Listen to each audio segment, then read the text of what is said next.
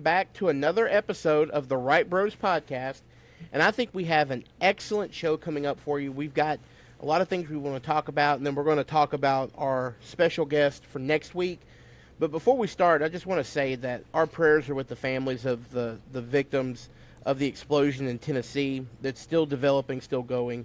And I know I speak for my brothers here. We pray for all those. I think right now it's Hickman County that there are 16 people lost who are feared dead. So right now we just want to say that we pray for those families. We pray that they find any victims that they can and that they're still alive. And so just know that our thoughts and prayers are with y'all at this moment. And it's still developing. There's still stuff popping off, going on over there. So we just pray for them. Yeah, it's awful, man. It's just anybody going through this, it's a terrible thing. And anytime disaster like this strikes, just got to pray. That's all you can do. Mm-hmm. Yeah, it's very. So how's everyone's week been? Man, I can't complain. It's been pretty slow. Been done flying lessons and classes now, so I'm kind of just waiting to walk the stage. November 15th, I'm graduating. Everybody, finally, thank the Lord, we are getting out of college. And I'm sure your parents are just thrilled. They're very thrilled. They are. They can't be that thrilled. He's going to be jumping living out of in their their house seats for another 6-10 years. Yeah, we'll see. But yeah, living with them, eating their food, them paying your God. You sound like a Democrat, Gabe. I Everybody know, taking care I know. of you. I'm ready to become a Republican, a real Republican. I know, no more benefits. He's fighting with the Democrats for that illegal health care. That's what he's wanting really bad. I'm the reason why the shutdown's happening, guys. Well, speaking of that, that's actually one of the first things we were going to talk about was this shutdown that they're calling the Schumer shutdown. And for those who don't know, and if you've been living under a rock, Chuck Schumer was wanting to put a resolution, or not a clean resolution. That's what Mike Johnson in the House did, but they wanted to load it down with all these spending things. The major one was giving money to illegal immigrants for health care, and so they shut down the government. We've been shut down for how many days now? I think it's almost going on 3 weeks or 2 weeks. Yeah, almost 3 weeks now, so it's been quite a... Wait, I thought it was like 13 days or it's something only like that. 13 days, guys. Yeah, and it was either a week or 2 weeks. Yeah, it's 3 weeks almost. And so, I mean, it hadn't affected me any. I mean, No. I'm just fine with it, honestly. Yeah. We want limited government, and now we got it. Yeah, and it gives the Trump administration significant power to just fire whoever they want. And they weren't expecting that, but I mean, half of the IRS has been furloughed since then. Well, and what's ironic is that it's the Democrats who are supposed to be for the federal worker allowing this to happen, and they're not even sorry about it. Like they don't even really. This is showing you who their true colors are. What they really are is ungrateful, hypocritical politicians. That's all they are. They even said it's getting better and better every day. That's how you feel. Yeah. The American worker is suffering. You're Yeah. Well, I thought you not were just the American worker; it's our military. Our military is going without pay. Our defense. We have defense contractors who are civilians who work for the Department of War who are going without pay. So our military is going without pay. My father's actually a civilian working on Barksdale currently, and he has no work, can't get paid. So it sucks because the Democrats are causing all this big ruckus, and like what Parker said, Defense Department of War is not getting paid, civilian members are not getting paid. And so I think I heard they're actually reaching to like research fundings to pay active members now in the Pentagon's fundings. Partial and so payments. Like the fact that they have to reach in different areas for funding just to support our troops is ridiculous. all for illegal aliens getting healthcare. Yeah, Right. it would increase spending over the next 7 weeks by $1.5 trillion. Just the 7 weeks. This clean resolution was just to keep the government open for another 7 weeks, and so that way it would give the congressman time to come to a better deal. And no, they said no. We will not pass it unless you include this 1.5 trillion and 200 billion of that going to illegal immigrants or going to, I should say, programs that fund illegal immigrants. Well, what Speaker Johnson did, and thank God for Speaker Johnson, Mike Johnson, who's my congressman, who I just love dearly, and Gabe's, y'all down there, y'all are on your own down there south of I-10. But Mike went in and they did a clean CR, and he was able to continue Biden-era spending for 7 weeks, and that way they can have appropriations. They're trying to do budgets. They're trying to do things right. And then what you have is these Democrats playing these games, and they're wanting to play games with people's paycheck. They're members of the military whose family's not even going to know how they're going to pay their mortgage coming up. And they're wanting to play games over illegal immigrants? Come on, man. In the words of Joe Biden, come on, man. That's ridiculous. That is absolutely ridiculous. And it makes me so angry because our military, we owe our military everything. And for them to play games with their paycheck, it doesn't sit well with me. Not to mention that the congressmen get paid even though there's a shutdown. They won't miss a check. Oh, Right, of course. It's ridiculous. Of course. And, what surprises me, I remember when John Fetterman was elected, I thought he was going to be cuckoo canoe, and who would have thought that the shorts-wearing, hoodie-wearing senator would be the voice of reason on the Democrats, because he even said that the shutting down government was wrong. And he is siding with Republicans on this, that shutting it down was wrong. Who would have thought John Fetterman was the voice of reason of the Democratic Party? The only good thing about having a guy like him with a loose brain a little bit is that it's hard to control. And they weren't expecting that. So the plan originally was for him not to serve long at all, and his wife, jump in. John Fetterman did not kill himself. Okay, Hillary's already thinking about it. Right. But I've been seeing a lot of support on the moderate left for John Fetterman. Like, a lot of moderates actually like him because of how level-headed he is.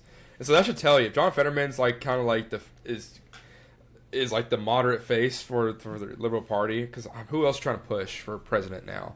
Because you have you have Newsom, you have AOC, you have Crockett. You're trying to push Crockett as well, which I'm like, she has no chance. No chance of winning an election. She's got swag, guys. That's all you need. Right. Yeah, she's ridiculous. She's from the hood of St. Louis in a multi-million-dollar house in a gated community, but right. Yeah, but she's ridiculous. She's from the hood. That's what she tries to say. So for a while, Chuck Schumer was the voice of reason for moderate Democrats. That's why he kind of got elevated, and that's why you're seeing this shutdown and all of this happen, because the woke left, the progressive left, are following AOC now. That's the real leader of the Democrat Party. That and Akeem Jeffries, that's who they're following. Mm-hmm. So Chuck Schumer is losing a lot of support. You mean Timu Obama? Yeah, he's losing a lot of support in his own party, because he's to the. I mean, it's kind of the same thing that's happening to the right. Is that the moderate right wingers are losing control and support, because they're not these old political maneuvers and policies and all of these things that have been going on in American politics for decades. They don't work anymore, and the American people don't support them, and they're tired of it. And so you have the progressive, or I wouldn't say, you have the progressive left, moving way beyond where their former Democrat colleagues used to be, and then you have the far right moving further past the George Bushes of the world. And I think that brings up a good conversation, like in regard to the moderate politician now, or the previous moderate politician. The reason why it's not resonating, I believe, anymore is because you could tell the manipulation tactics with them, right? They don't truly believe what they're saying. And so whenever you have someone like that, because of what Donald Trump has become and what he showed us, we just want somebody that tells the truth. That's why people are resonating with Fetterman, is because at least it's his own thoughts. That he is telling the truth. Well, at least for his own sake, Coy, you're breaking up a little bit, bud. It's reconnecting. I can't do anything. Don't donate money to the podcast to buy Coy some better internet. Can you see me? Yeah, who's your internet through, Coy? Yeah. This is fully unfiltered here. Yeah. The liberals are attacking his internet right now. Yeah. We don't edit nothing out. What we say is what we say, and I'm the one that uploads it. That's why it goes up so quickly. We don't edit anything. No. Did y'all ever see the show Mrs. Brown's Boys on? It was like Brit Box. Nah, I wasn't born in. Y'all need to watch that. That must be before our time. No. They're still in the air. It's over in like the UK. It's the funniest show, and they broadcast the bloopers, the mess ups. It's all broadcasted. So if you ever watch that, it's a funny show. I really enjoy it. And that's kind of like us. Even if we mess up, we still broadcast it. This is why we need to get a studio. So please, everybody, donate, watch so we can get money, so we can get a studio. This is a problem. Yeah. Make all checks payable to Justin Green. I'll take care of it. Yeah, I don't know. I don't know if I trust that. I don't know if I can trust that. But speaking of Brock, and so how about the LSU game this weekend? Oh my God! I'll tell you, I don't think they're horrible. They should have lost that game. They played so bad, even if they win. And I love LSU. Don't get me wrong, I love LSU. They played so horrible last night. It was embarrassing. Yeah, to me, it's clear that Brian Kelly ain't the guy. He's just not the guy. But looking at him, Coy, he came from Notre Dame. They were not in a conference. They were an independent school playing. Yeah. They never really had to play anybody of consequence. And when you're in the SEC, you're in the top of college football. And he's being outcoached at every turn. Yeah. And it's not just him. We're being outcoached, outplayed, and while getting paid $10 million a year, by the way. So that's awesome. Well, we can't fire him because it would cost us, I believe, $63 million to pay him out. So he's not going anywhere anytime soon because the school cannot afford to pay him out. Yeah, it's crazy. So I mean, they won, but it was a very sloppy win. It was not good. Well, I mean, I heard outside the game at LSU, I heard there were some shootings near campus. Is that true? Is that I'm hearing on the street? Oh, yeah. I was at the game. And we'll let our Baton Rouge brothers talk about that. Y'all take over that. It's just typical. It's honestly, it's not rare. It's the norm here. So it's like a shooting in Shreveport. Yeah. Well, exactly. I mean, it's the same thing. Baton Rouge and Shreveport are in the same boat with this. But I mean, I got a call from a BR PD police officer who was basically like. There's been 2 shootings. There's a riot going on. There's people jumping on cars and destroying property and a whole bunch of stuff going on campus. So either stay at the stadium or leave now and keep your head on a swivel. So I actually, kind of watched a little bit of the game more, but I was ready to get out of there and, get to a safer place because that's where we've come to as a flagship university and as a capital city is that, people are scared to do the things they love and it's dangerous. You can't even go to an LSU football game without fear of losing your life. A student that I know at LSU was right out front of a bar that's within 500 feet of LSU's main campus, and they had bullets whizzing by their heads just leaving the bar. Almost lost his life. Yeah, and I would assume it was a gang initiation. It was 100% gang violence. The police even came out and said that. But I mean, you look at the video and the pictures, and there's 100 cop cars and fire trucks and ambulances on LSU's campus on a game day because you have the North Baton Rouge slum that is pulling in all of the worst, and there's no way to get around it. And it just shows what Democrat policies can do to a city. And Baton Rouge has been under this, control for a long time, and nothing has gotten better. And it's gotten to the point now to where people are not sending their kids to LSU, they're not going to LSU games, and they're not really going to Baton Rouge in general and avoiding the downtown and inner city because it's so dangerous and they're tired of it. And it's because of these soft on crime, cashless bail, DEI policies that have been instituted at LSU for one, and in the city of Baton Rouge. And it's mainly our judges letting these people go. That's the problem we have. Our judicial system, especially in Baton Rouge, the 19th is just. They don't do a particularly good job of analyzing who really are criminals and who are not. And instead of hiring someone who's of good nature and will follow the rule of law and work for the rule of law and the justice system. They just hire. I mean, they just elect people who look just like them and they think will be softer on them. I mean, that is genuinely a campaign point for judges in Baton Rouge is vote me in because I'll be nicer to you if you get arrested. Yeah. It's ridiculous. And that's the same thing we're having in Shreveport. Absolutely. I mean, we have a DA. Right. We have a DA who was a George Soros-backed candidate who has let people go and pled down charges that it's ridiculous. And we're Shreveport is just in the same boat. We're what almost 4 hours away, and it's in the same boat. I mean, we've had shootings. It's ridiculous. We've become numb to the fact that we're having shootings and killing people on a daily basis, and we have judges who are not they're not judges. All they're doing is saying, "You're out. Okay, good. Go get out. Go get out. Our jails are overcrowded. So we've got to kick people out."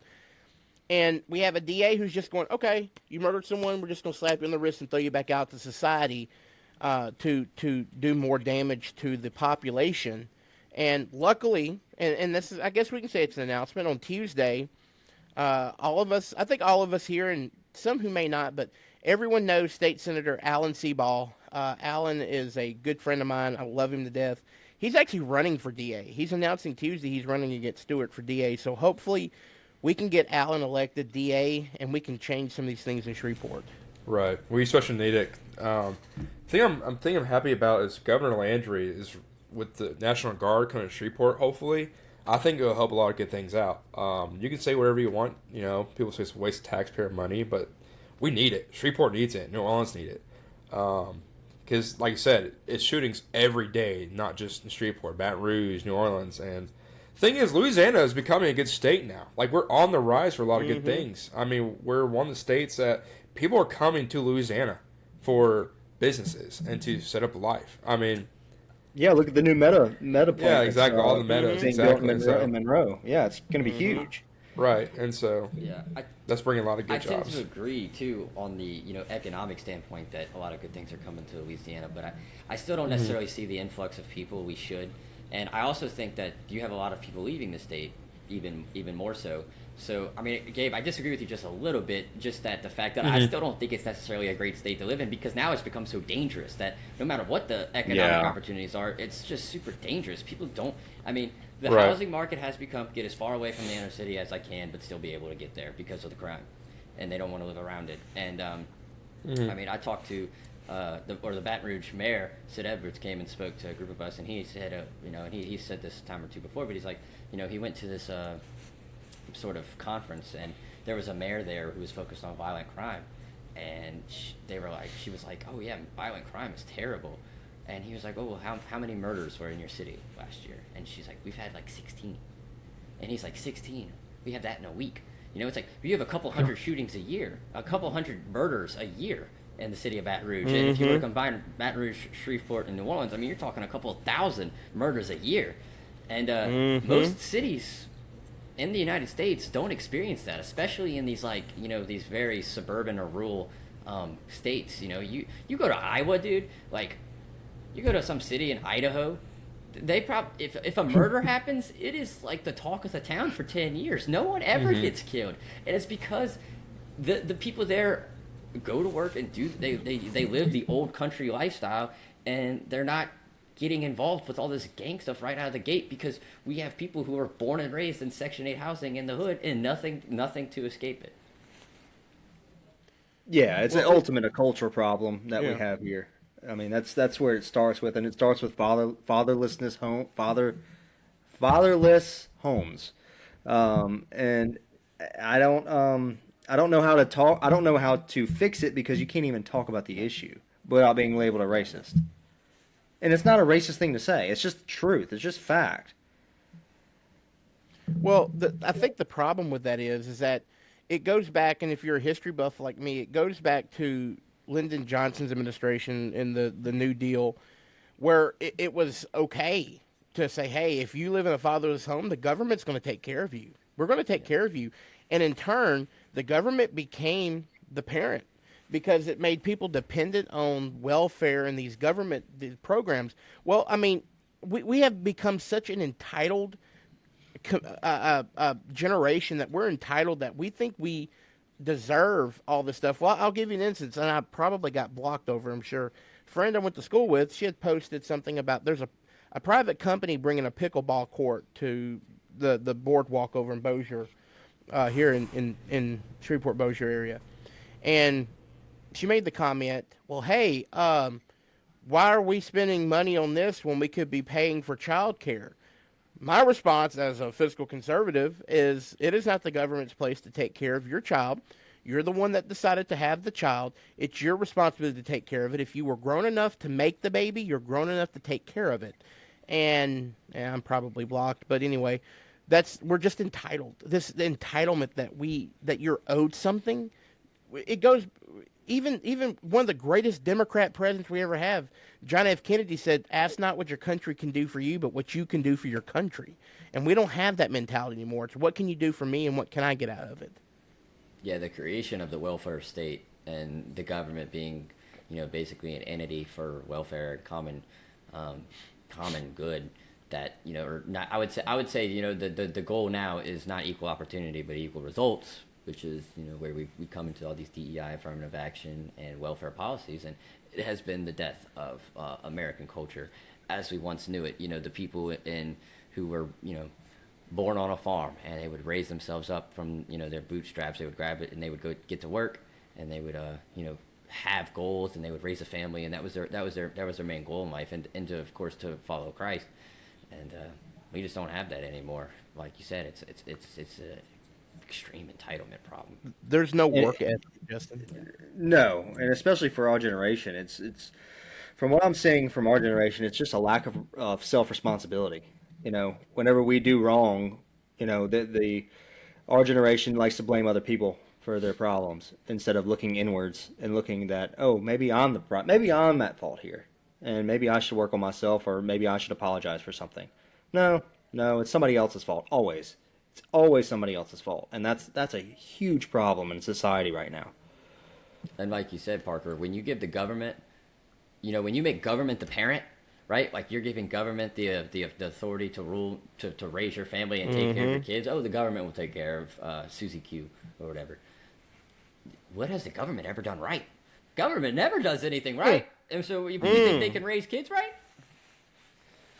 Well, I mean, going back to what Coy said, not taking responsibility. I can remember when I was in school, if I acted up, the teacher called my mom and said, hey, which was never happened. My mom can attest to this. I was actually a good student. But if a teacher ever called my mom and said, hey, Parker was bad, shut up, Gabe. Teacher's pet. My mom would. I doubt it. Yeah, you're either a nerd or you're lying. And that's okay. You just had no friends, bro. It's all right. You have friends. I mean, it's okay. You had no one to class clown with and all that.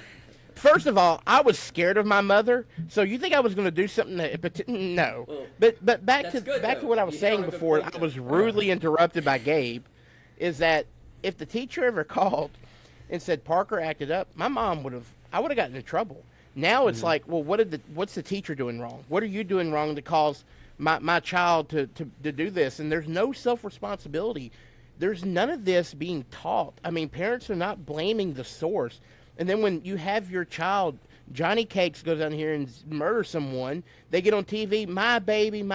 No, my baby committed wrong. My baby's going to prison. My baby is evil. I still love them, but they're wrong. Yeah. But there's no accountability. You should, and you hit on a good point there. You should be scared of your parents. That is a good thing.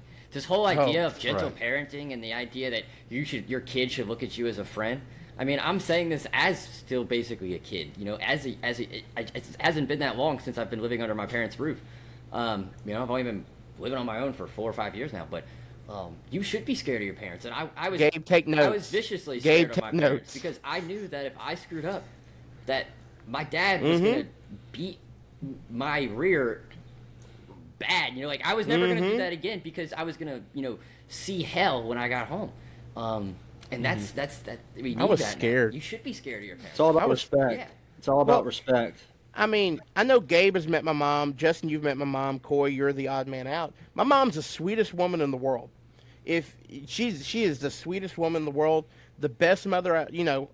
Everyone says I have the best mother. I do, but when you made her mad, parents used to say, "Oh, this is going to hurt you more than it hurts me, or hurts me more than it hurts you having to spank you." No, my mama was like, "It's definitely going to hurt you more than it hurt me." And I got spanked. I got the switch, and I'm think I'm a pretty decent person because of it. And this gentle parenting just doesn't work, and there's no accountability, there's no responsibility. And I know Gabe's mom, and she scares the mess out of me. Oh my gosh, yeah. My mother's Hispanic, so that should tell you everything. So there's no three strikes, you're out. You're out. You're completely out. Yeah, exactly. Yeah, so, she's gonna call ice on you. Oh, boo. Boo, Coy, boo. Shame. Your mom's giving me that look, and it sent a cold chill down my spine. Right. But I love her. We love you, Inez. We love you. Yes, shout out to Inez. Shout out to my mother. Yes, I've never met you, but I've heard great things. I make jokes. My mom loves Justin, actually. Justin's a very hot topic in my household. Appreciate that. I mean, for good or for worse. Surprisingly I know, yeah. I don't know what it is. I mean, I say all these outrageous things, and then I guess people still see the good side of me. I guess that's a blessing. Right. No, I love your mom, dude. But she doesn't mess around either. I mean, same thing with your younger brother. Right. I think what it comes down to is just, but that's parents who care. A parent who doesn't care is the ones who are going to sit beside and say, "Oh well, little Johnny got expelled from school today," and instead of being more angry that your child is being bad, you're angry that you have to find a new place for them to go to school and all that. When you should be looking at yourself and saying, "What have I done wrong as a parent that my kid is getting expelled?" Absolutely. And then the next step for that is either jail or something worse. Or even a pine box, because I was a funeral director for many years, worked in the funeral industry, and there were so many young people that I have seen that I have buried, and it's a shame because I know of two right now who were in gang activity, they were in the drugs, they were doing all this stuff, and it was sad of watching their life, their young life. They were not, I think they were 17, and their life just diminished like that because of a stupid decision. I've seen people who I've went to school with who died before 2 days before graduating high school because they got drunk and drove, and they hit a tree and it killed them. I mean, stupid decisions can lead to permanent choices and permanent consequences, and it's can be life altering. Right, and nothing's wrong with being like. Another thing too, another good point to put out there is, there's good parents out there, but that's just turn a blind eye to their kids' actions. Like the thing is, my kids are gonna hate me. I'm gonna have Life 360 on all my kids, right? I can trust them 100%, but you don't know the friends to hang out with. I know people I hung out with. My parents hated, and I'm still a decent person. But the thing is, I think, especially us gentlemen being younger, future dads, we need to keep doing these things. We need to keep being strict. Nothing's wrong with spanking your kid. Nothing's wrong with, we're not spying your kid, but making sure, okay, are they going to the right place? Just not making sure off. they're good. They're in a right, good exactly. place. That's our job as parents. We have to be protective. We have to look out for them. We can't just raise them. Oh, you're good to go.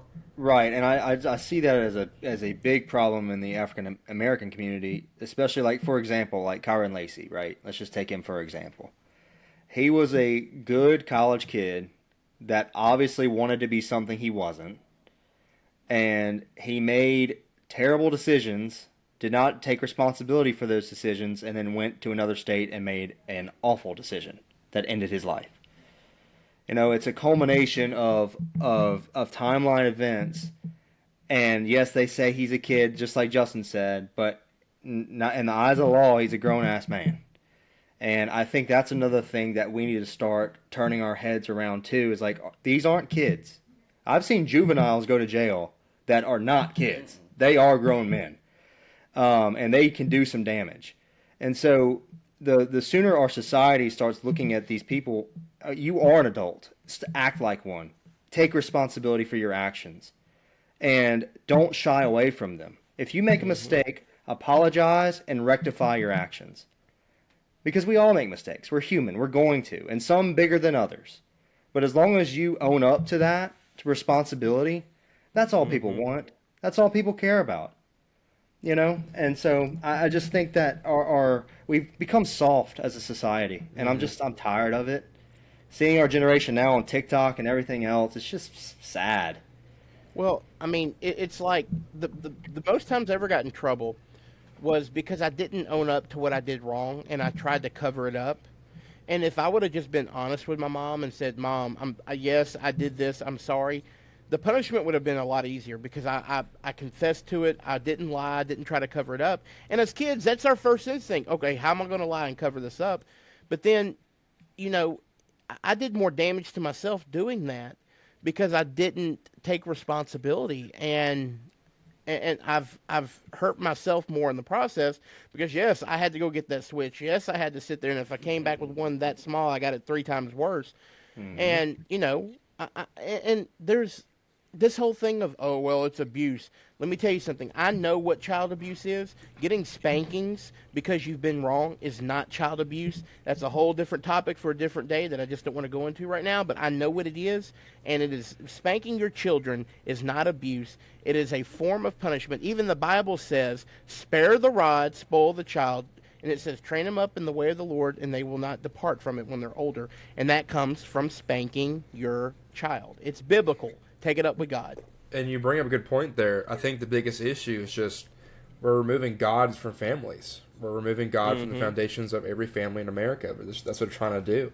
And, because it's good morals. Christians have good morals, right? Don't lie, don't steal, don't cheat, stuff like that. And when you're trying to take that away from the households, what do you have? What moral ground base do you have? There is none. I mean, absolutely none. These people start relying on the internet to lead them to their way, right? And that can go into very dark places, y'all. It can. I mean, and you're seeing it all over the country. That's where we're going. Yeah, instead of worshiping God, you worship an influencer or somebody, Yeah, you worship. Well, yeah, right. And I mean, it's like building a house. If you're going to build a house, you have to have a very strong and solid foundation. If not, it's going to knock over at any type of wind and any type of storm. And that's the same thing with our lives. I can probably count growing up on 1 or maybe 2 hands the times I missed church. My mother made sure, and then luckily I had a family. We all went to church together. My grandfather was the one teaching every Sunday morning when I was growing up. And then when he passed away, we went to another congregation.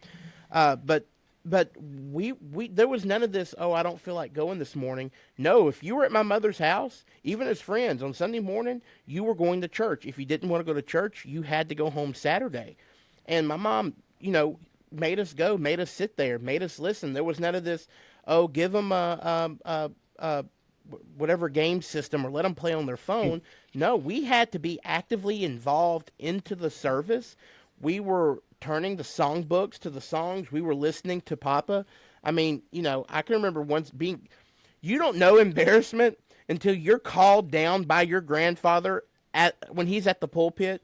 Because when I was young, I had those Velcro shoes, so I kept and moving around. And my grandfather looked, he said, "Parker, park it." And I'm going to tell you, the whole church service, I sat like this. I didn't even move a muscle. So y'all don't know embarrassment without not being called out in front of the whole church by your grandfather behind the pulpit. Parker definitely seems like a glowing shoes type of guy. The light-up shoes. Nothing but light-up shoes. Rolling down the hallway. Oh, yeah. Heelys is after all that. I had the Buzz Lightyear and light-up shoes. Whoa, look at you. Toy Story with the roller back. come out. Y'all weren't even around then. So Coy brought up a good point. He's saying like these juveniles, they act like men. I mean, and it rings true. I mean, I've had probably many people have experienced this, but like I've had like a 14-year-old young man speak to me like he was a man. F-bomb, F you, F this, cuss words. I'm gonna beat you up, all this. In my house, I tried to step to my dad one time, and not even step to him. I just talked back like I was tougher. And he said, okay. He got up from the dinner table. He went outside. And I said, what are we doing? He said, we're fighting. He said, you want to talk to me like a man? You better be able to fight me like a man.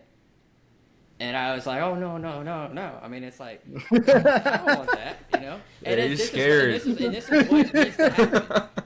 If these young men if you want to act like a man, you want to kill somebody like a man, you want to rob an old lady like a man, then you better be able to take the consequences like a man. That's right. And there's no fear anymore.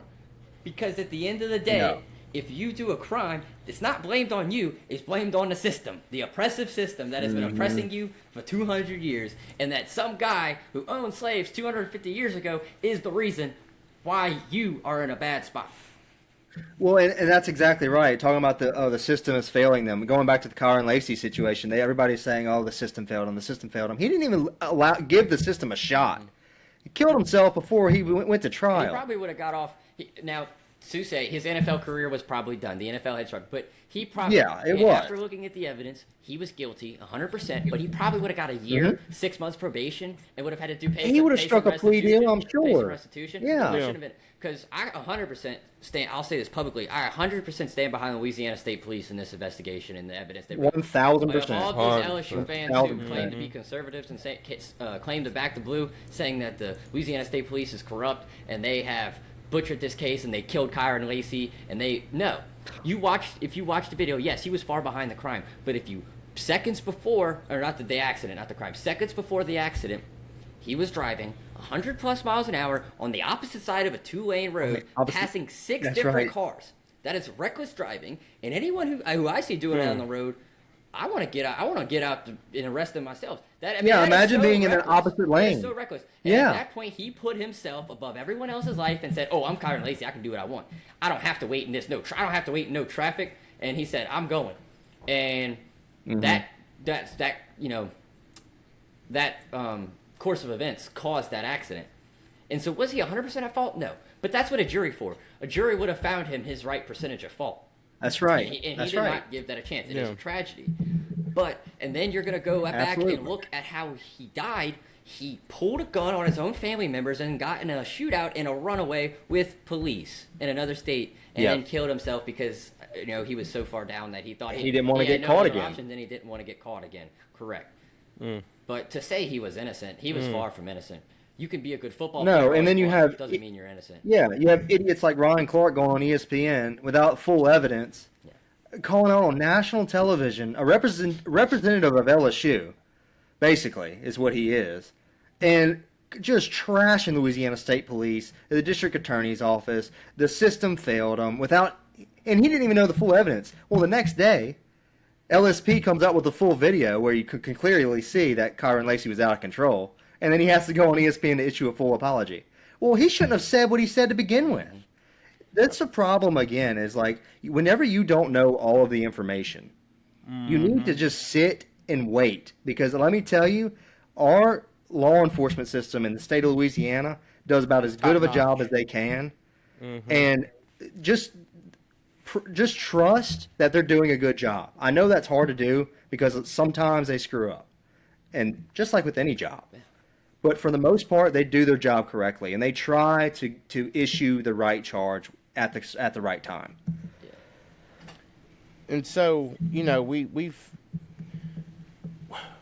with that whole situation, the police officers, we automatically assume, and as a society, I don't mean this as I'm just talking about as a society, that they're automatically at fault when something happens. Because we have been told that the police are corrupt, they're morally bankrupt, that they're nothing more than this word that we hear all the time now, Gestapo, and that their main purpose of policing is targeting. No, it's not. I mean, that's nonsense. Our police officers, from Shreveport down to New Orleans, we have very good police officers. State police is great. I mean, yes, we have some bad apples, as we've said before in this program. You have bad apples, but you can't paint every police officer with that brush. I have seen police officers go extremely above and beyond their call to duty to help the community, and to paint them all with that brush, that's nonsense. And I refuse to even entertain that type of stupidity. I mean, Ryan Clark is a race baiting idiot. He's I mean, Yes. he's become he's gone full blown progressive woke, and his takes are terrible. So I saw that, but I was like, oh, I don't care what this guy has to say. I would listen to some random person on Twitter more than I'd listen to him. But I mean, you hit the nail on the head, Parker. It's like these officers, they work a job just like all of us. They go to work every day and they go home and see their family. It's a job, and people make mistakes in jobs. But I mean, I will always back our law enforcement, no matter what. Because if we if we can't trust our law enforcement, we don't have a just and order of society. We don't have order in the society. We have anarchy. Yep. Law enforcement is the only thing standing in the way between us living in anarchy and us living in a justified system of government. And so I will always back law enforcement. And the moment you start vilifying law enforcement, well, I mean, guess what? You just cut the hand or bit the hand that feeds you, protects you. You just you punched a hole in your own life jacket, and that's not the way. That's not the way to go. I just find it so ironic the left is so pro mental health. They're so pro making sure your feelings are okay, right? Not to be sad or upset, and they degrade these people so much that like they commit suicide. They do. These officers, and it's not just officers, service members in the military, they commit suicide because they get bashed for what they're doing, right? It's just, absolutely, Gabe, and because of those people, it actually makes these officers double check in their heads when they don't have that split second to think, well, should I do this? Should I not? Am I going to get in trouble if I do this? And it may end their life because of that now. Like, they can't actually do their jobs anymore because of the criticism and the false information about officers nowadays, or district attorneys, or anything to do with law enforcement, because they're just worried about the public perception of things. Well, I'm not hiring officers to be a PR person. I'm sorry, I'm just not. I want my officers to do their jobs. Correct. Right. And yet every Democrat rally and protest, they want officers to be there to protect them. The same people that they degrade every day. They will protest the police while paying police for security. Right. They're absolutely nutty. There's a reason. And how we ever lose to them in any election is beyond me. I mean, I'm smiling now because of Overwatch, but this is a very unfortunate situation. Why do you think transgender people, their suicide rate is 10, 20, 30, 40 times more likely, because people are catering to the delusion that they live in, and they're catering to this mental illness. I'm all for mental health. Mental health 100% matters, especially in men who are way more likely to commit suicide than our female counterparts. And but the way they did mental health in the correct way, and how I think we should go back to, is that if you were mentally insane, we didn't give you a light prison sentence and then send you to some institution for you to live out your days all happily. Or if you were mentally insane, we didn't send you to a therapist for a couple of days, let you out, and let you go do more crazy stuff. Put you in an asylum. If these people, you want mental health to fix, okay, well then you put the mentally insane people in asylums and then you deal with them there. And I'm talking about mentally insane people who commit crimes. People who face mental illness on a day-to-day basis. Of course, they need their help, and there are problems with that, and people can't get the help. But like the guy who, I'm trying to remember the guy who killed Irina Zarutska on that train. He was considered mentally ill, right? No, schizophrenic. That's evil. That's evil, and he should go to jail forever and should not be treated as some disabled person. He should be treated as a criminal. The judicial system failed her because they passed him on time and time again, and what they did was they just let him keep going out into society. When you know someone is a danger to society, you need to lock them up. Yes, and the reason why the judge did it was based on racial justice. That's why she let him out, because he was an African American, and he needs another chance. It's like, no, he's a violent criminal that obviously is not mentally stable. Lock him up. Sorry. Like, what are we doing? And that's with any race. If you're mentally unstable, you need to be. Yes. If you're a threat to society, you need to be put in a place where you can no longer be a threat to society. That's mental institutions and getting the help they need. It's nothing about race. It's just, these are just the most recent examples, which is unfortunate. But I mean, as pursuers of truth, it is our job to look for the truth. and the truth is that there is significantly more crime from different races in American society. And I mean, there's a couple. I mean, like Hispanics and African Americans especially. And that's really unfortunate. But I mean, you look at the guy like Tyler Robinson, and the guy who killed Charlie Kirk, the guy who tried to kill Donald Trump. These people were also mentally insane, and they were mentally unhinged, and they should have gotten the help they need before they were able to go and commit these atrocities. I will never speak for gun control. I'm completely against that. I think anybody should be able to get a gun as long as they are mentally stable to handle the seriousness of what owning a gun is. And so I would be perfectly fine with people having to take some sort, or having, there should be, if you're mentally ill, there should be something you have to carry around, or something that you should be able to look up in a system and say, this person is mentally ill, don't sell them a gun. Same way we do with felons. I would support that. But that's as far as That's a really good point, because, I mean, for a lot of things, especially career-wise, I know as a pilot, one mental thing wrong with you as a pilot, you're done. Your aviation career is over, basically. And, because I know people who have gone through the system of, they may have took, ADHD medicine back when they were, 15 years old, and they're 21 years old trying to fly, and they have to go through months and months of process to appeal that. And so it's why is it not the same way for weapons, there needs to be something okay, this person did this back in the day, blah, blah, blah. I agree with that. I think there needs to be more checks and balances when it comes to, if you have a mental illness, right, this person's schizophrenic, diagnosed, they shouldn't get a weapon at all. And I'm sure I'm a little ignorant on this. I'm sure there's policies that exist on that, but they're definitely not enforced. There are. There are laws probably preventing this, but it's definitely not enforced. And the argument is going to be from the other side that we are targeting people who aren't straight, cis, white males. That's what we're doing, when it's not the case at all. But here's another argument to that too, is the thing is, a lot of these people, like you said, opposite from that, is a lot of them are liberals, right? A lot of these transgender individuals are liberals. Liberals want gun control. That's right. Why does it matter? Why does it matter if they can't get a gun or not, right? You want gun control, you have gun control. And so I remember seeing that argument back in when Charlie Kirk was assassinated. They're like, oh, well, transgenders should get more restrictions. Well, that's gonna get them out. Well, your party is advocating for that. Are they pro Second Amendment now? That's so right, weird. exactly. So they're only pro Second Amendment if they can kill Republicans. That's all they're right. And so it's just this whole flip flop thing. It's just annoying. I just don't know how the average American can keep supporting the Democrat Party. Well, and back to what Justin was saying about mental illness. The problem is with these transgenders, it's not considered a mental illness, even though it is. I mean, these people are mentally ill. And I'm so tired. I mean, just like what Justin said about the suicide rates, it's 50-something% at this point, even after surgery.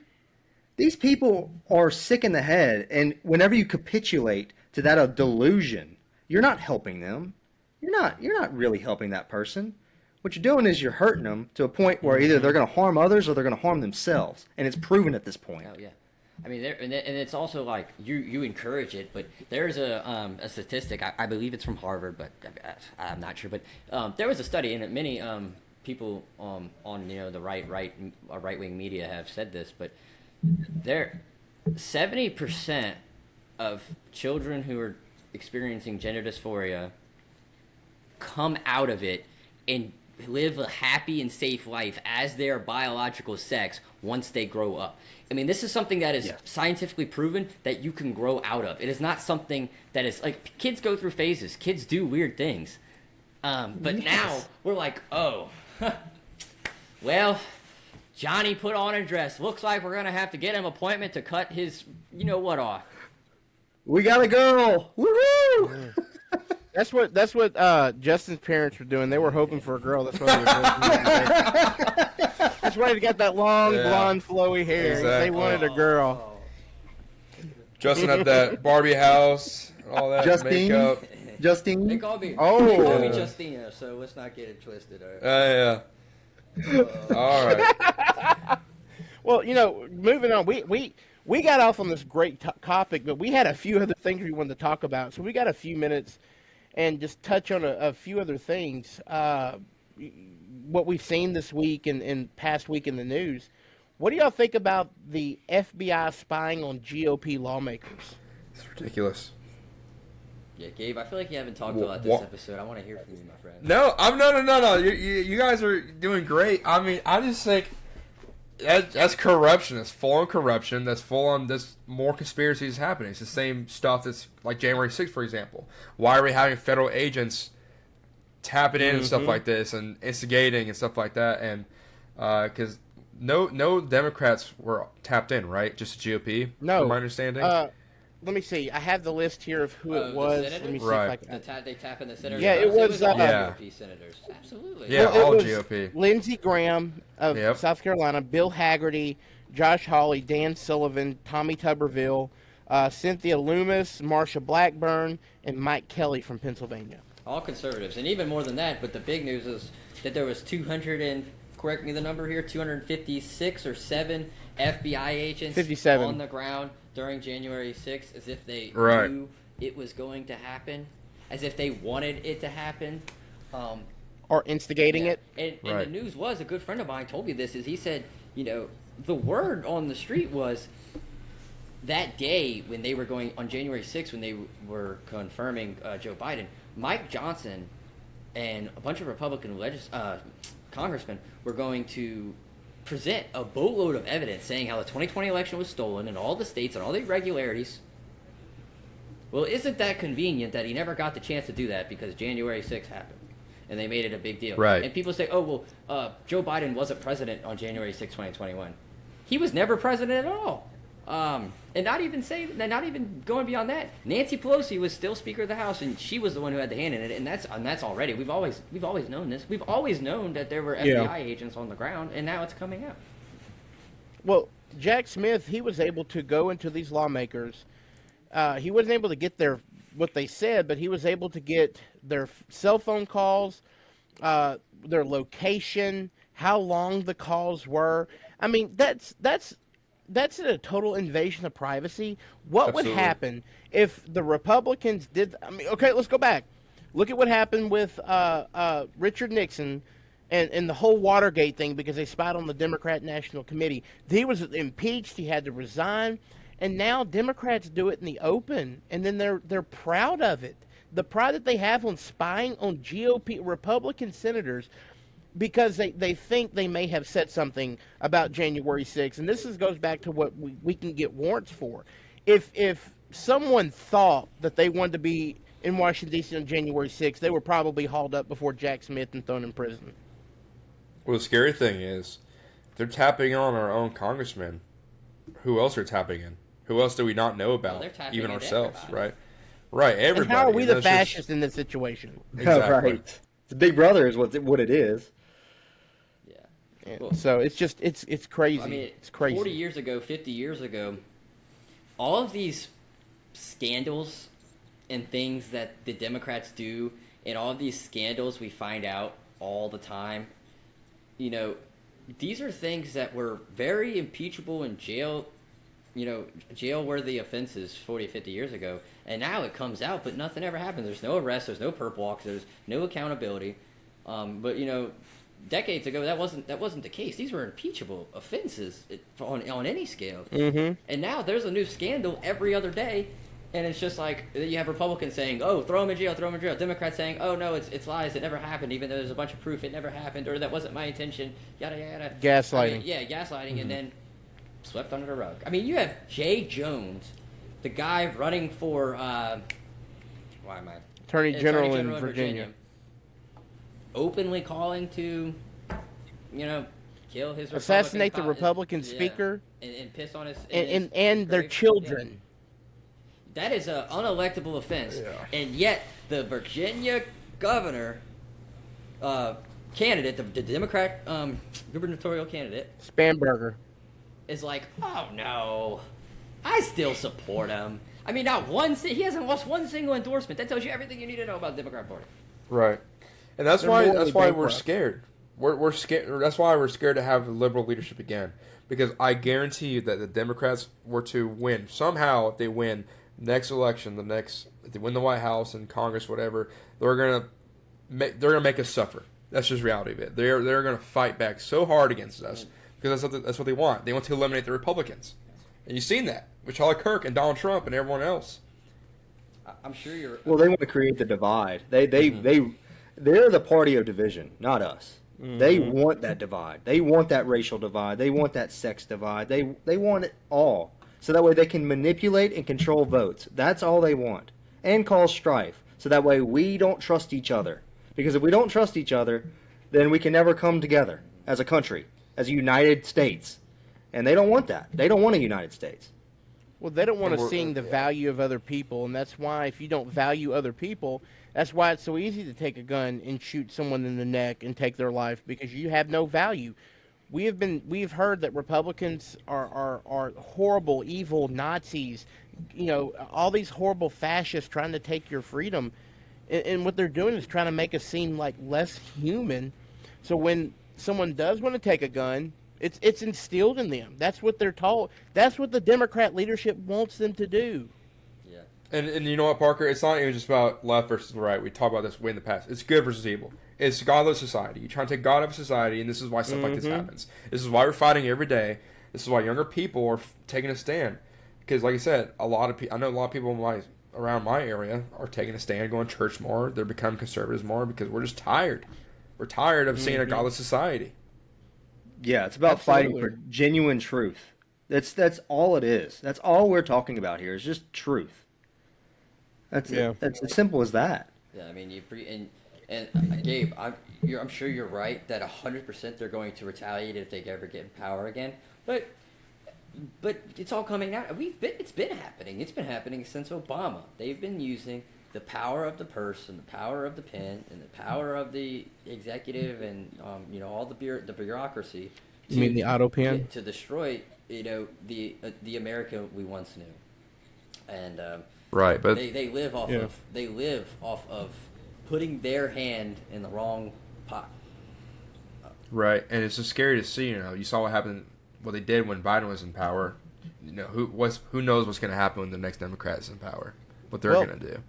Timu Obama, a.k.a. Hakeem Jeffries, have already said that if they take control of the House, that they're going to go after Trump and everyone who supported him. That came out of his mouth. Tell us something we don't know. And that's... Yeah. Yeah. And then they wanted to say Trump wanted to retaliate. I mean, it's like, it's total gaslighting. And everything that they say that we want to do, they're doing. Mm-hmm. Mm-hmm. Well, that's the thing is, when you're always accused, I mean, it's one of the oldest rules in the book. Accuse your enemy of the things you're doing. Accuse your enemies of the things you want to do, so that way you can do it. It's and I mean, to preface this, it's like this is fourth episode here, and it's always come up that how the left has done all of these abhorrent things, and it just shows that like we don't necessarily want to talk about this every episode, but every week there is something big in the news that we have to address on here that points right back to the same old coin of Democrats are violent, they do illegal activity, and they hate you. Right. And the thing is, I would love to try to work with these people. I would love to try to accept them and to understand them. They never denounce these things. Whenever a violent thing happens on the left side, they'll find every way to justify why it happened. Right?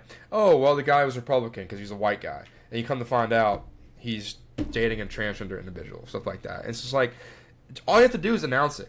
Just denounce it, and we can work something else. But no, they're so far, their head is in the dirt so far that they're just like, we're never wrong. It's all their fault. You're causing all the issues, Republicans. Well, and I think the problem for me is I'm not going to work with these individuals because I know it's just out of complete self-interest. Mm-hmm. Everything they do is out of self-interest, not for you, not for me, not for anybody. It's for them. It's for their own pocketbooks. And you're seeing that with this shutdown. They are not for the federal worker. They are not for you. So I hope this opens up their eyes to understand that that is all a lie. Yeah. Well, why do you have all of these Democrats who go into office with nothing and they have $100,000, $200,000 a year salary and they come out multi-millionaires? Cleo Fields bought Oracle stock. Oracle, Before it was right before the stock went through the roof. This is a guy who grew up in trading in North Baton Rouge and has a salary of $100,000, $200,000 a year, but lives in a probably I think a $12 million house in Baton Rouge. It's the same as AOC. AOC was a bartender. Yeah. Zoran, and she's a multi-millionaire, yeah. Zoran Mamdani has been announced that he has taken dollars for his election, taken donations from foreign entities. That is a federal crime. It is written in the election code of every state and the FEC that you cannot take donations from foreign nationals, foreign organizations, or foreign citizens. And he obviously did it. And what does that tell me? Does that tell me that he's doing this because he wants to make New York a better place and help the homeless and help all the people who are poor and suffering and get them on a bus? He wants to help himself. Yeah. Right. No. Yeah, taking foreign donations sound very socialist to me, right, guys? Yeah, 'cause that's such a socialist thing. Yeah. And again, And the only politician whose net worth has gone down is Donald J. Trump. That's the only one. Yep. Because he has to pay for all them attorneys for being sued. Oh, yeah, that. But it's just showing you he's not in it for himself or his business. No. He's not. He's not. Oh, yeah, dude could be playing golf every day. Yeah. Yeah. Well, I know we're going into the final phase, and I want to kind of end on a good note. We all these bad things are happening, and I hate talking about them, but they're good. There are good things in the news. Like, we're going to end with this, then we'll talk about our next guest. Is that we're on the verge of this Israel-Hamas peace deal. Mm-hmm. I mean, President Trump was able to, and his team, and Marco Rubio and Witkoff and that whole group, they were able to go into something where I never even thought that I would see these two sides who have been opposing each other for decades. Millennia. I mean, for a long time. Yeah. I mean, it even goes back into the Old Testament between Isaac and Ishmael. So, I mean, it goes back a long time. But Hamas is as of right now, is operating in good faith. I mean, they're actually about to free 20 hostages sooner than they had planned, and that was according to Fox News about an hour ago. President Trump was telling it to the reporters on Air Force One. So, I mean, we're looking at something that we've all talked about is peace in the Middle East, but, man, President Trump and his team is actually putting it to work. Donald Trump has brought peace to the Middle East for the first time in who knows how long. And he did it purely by being the negotiator and businessman he is. And also he did it, he did it for the people of these nations, of Palestine and Israel. And he did it, I'm sure it's great for re-election, or which he's not taking re-election, but I don't know if Donald Trump's running in 2028. I misspoke there, all right? I don't have any insider information on that. I'm sure he won't. Easy, Justin. You're going to get people fired up. Exactly, bro. I'm sure. Trump 2028. I mean, the PR is amazing on that. But, I mean, again, he's tired of it, as we are. We're tired of talking about it. I'm tired of hearing about Israel and Gaza. I mean, to be honest, I don't really care that much. It's not my problem. I live in America. Sorry. But America's our But I do not want innocent people dying. First. I don't want war. I don't want to see it. Right. I don't want it happening. And Donald Trump has delivered peace. And even yet again, are saying good job. It's an example of peace through strength, right? Because he got Hamas to the table by saying, if you don't do this by Sunday afternoon, I'm bombing the shit out of you. That's basically what happened. And they're like, all right, okay, this is done. We're done. And then they saw what happened to Iran. It's like, oh, he's not kidding. Yeah, he means Right, it. right. Yeah, you see what we can do with our bombers. But one thing I'll say, one side note is I encourage every person that's on the fence. I believe there's no moderates no more left in America. But in the rare case there's moderates, watch the Democrats while these peace deals are happening. Watch the left and see how they react to this. Because you would think that if a peace deal is happening, everybody should be happy and celebrating. But no, there's gonna be people out there that are gonna be like, oh, Donald Trump is in charge of this. That's a bad thing, and they're gonna be encouraging for more evil things out of this.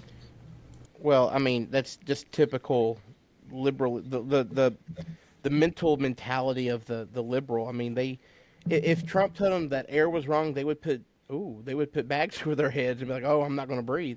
Maybe we ought to pass that message on to President Trump. Is that what you do, Parker? You put bags in your narrow out the herd a little bit. No, I'm kidding, y'all. I'm just joking. I've already seen liberals saying that if Hamas was smart, that when Donald Trump lands in Israel, that they should, murder him.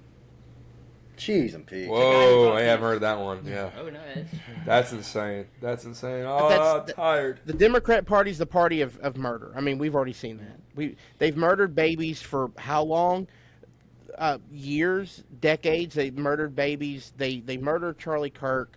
You know, and I hate having to use those broad strokes, but they tried killing ICE agents in Dallas, and that's what it is. I mean, I can't say anything other than different, but they're the party of murder. Their party platform is on dead bodies. And I know a couple of us. I know, a couple of us feel very indifferent about them, and I do too. Trust me, I have my very strong feelings about them, but we still have to pray for them. We still have to pray for them that. Hopefully, maybe one day that they'll find the light and find God. But until then, it's all we can do is keep praying for them. They better figure it out. Yep. Better figure it out. Yeah. The right bros are coming. And more importantly, you know who else is coming? Jesus Christ. Because, we've studied this. Jesus is coming again. There will be a second coming. And it will come like a thief in the night. And one day, the world's going to end, and Jesus will appear on the scene. And so I would be more worried about making myself right with Jesus than I would the Wright Bros, because, I mean, that has eternal consequences. And people who celebrate the murdering of a baby, I mean, it's never set well with me. It's always bothered me, and it turns my stomach when I think about these people who celebrate and have built their platform on the thousands of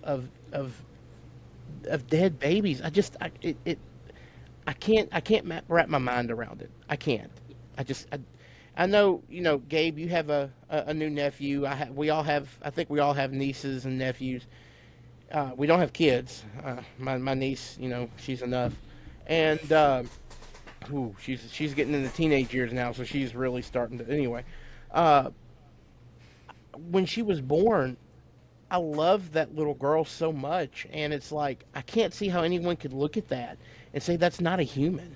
It's always bothered me. So, but all right, well we're about to end, but I do want to bring up something. We're excited about our next guest. We started off with Moon Griffon, which is great. That was a great interview last week, but this coming Sunday, the 19th, 1 week from today, we will be interviewing John Fleming, who is our current state treasurer.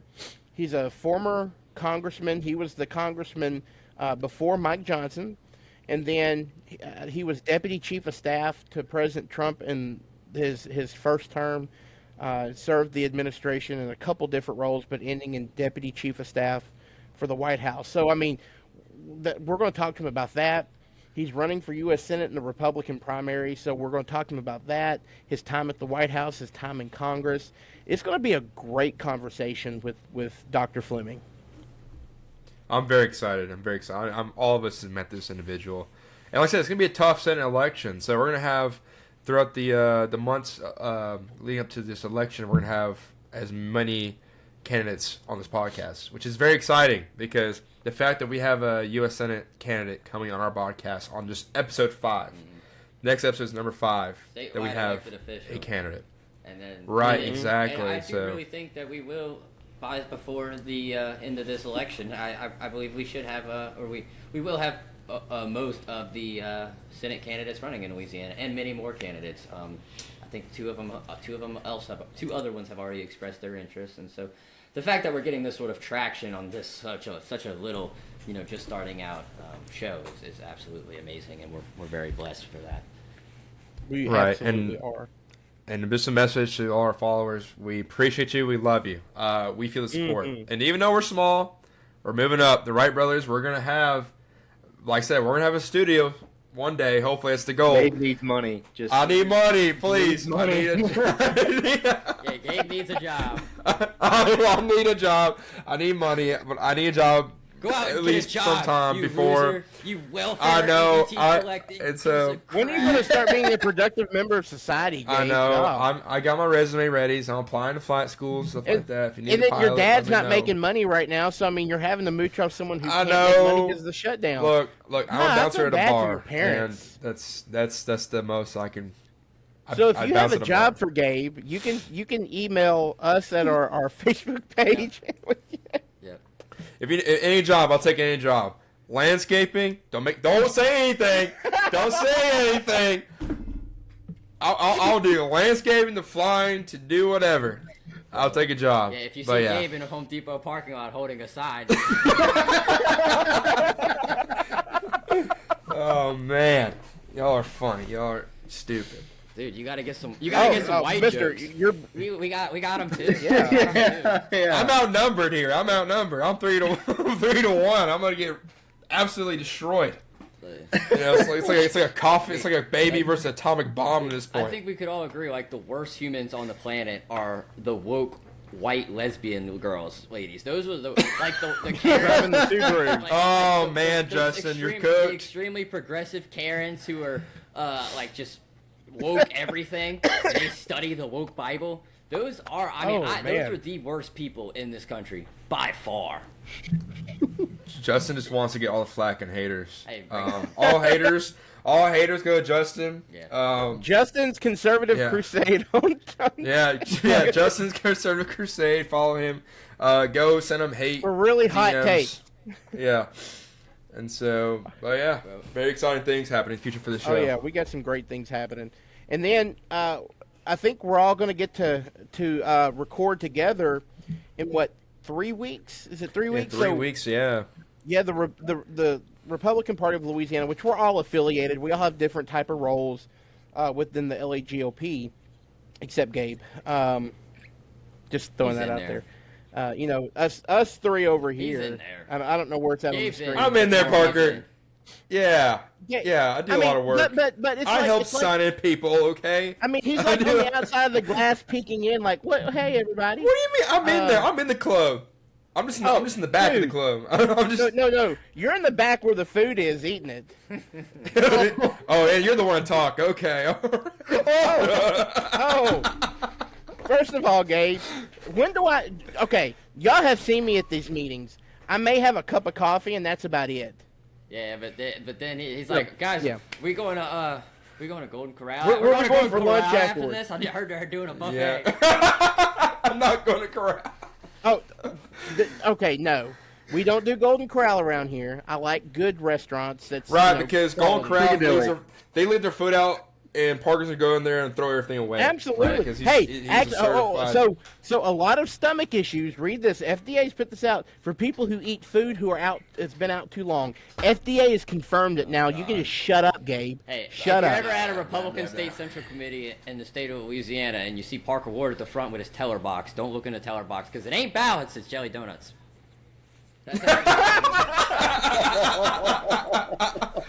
Oh man. Okay. Well, But yeah, okay, so Justin. That's why Coy sits up Yep, there with so- him, because they're just munching on donuts the whole Yeah, time. exactly. Well, Coy's not gonna even be there. Coy's he's planning to be sick November 1st. He's planning. So, but back to what I was saying. November 1st, we're going to be at the Republican Leadership Conference. It's going to be in Alexandria. It starts October 31st, and it goes to the 1st. And there's some really great speakers. I think, the national co-chair for the National Republican Party is going to be there. Governor Jeff we have Landry will someone- be there. Special announcement. Just announced this past week. Oh, it's just announced. The governor. The party will be W. All the Monday. Senate candidates. And so if you can go to the LAGOP, the Louisiana Republican Party's website, you can get your tickets. There's going to be some great events. And then we're going to record a podcast while we're there. We're going to be in the same room. How weird is that going to Y'all be? put on deodorant. Jeez. Insane. First of all, I shower twice a day and I put on deodorant. You know, you've multiple told me times, that so a it's lot. okay. You are a clean. Yeah, freak. yeah. I'll give you that. Yeah. Well, if you see us down there, people, if you're a fan of us, take a picture with us. Maybe not with Parker. I know he's Dave not is really signing much. autographs for $5 a pop. I will be signing autographs. $5 for the first name. For the full name's $10. Okay. And then $15 for a picture. Yeah. I need money. Bring your wallet. Bring your checkbook. I'll take Venmo, Cash App, and Zelle. Oh, gosh. I think that's a great place to end this podcast for today. God. Oh, man. Well, all right. We love well, you guys. again, we See love y'all y'all. later. Thank y'all so much for the support. It's been amazing. Thank y'all. And we will see y'all next week. Peace. Peace.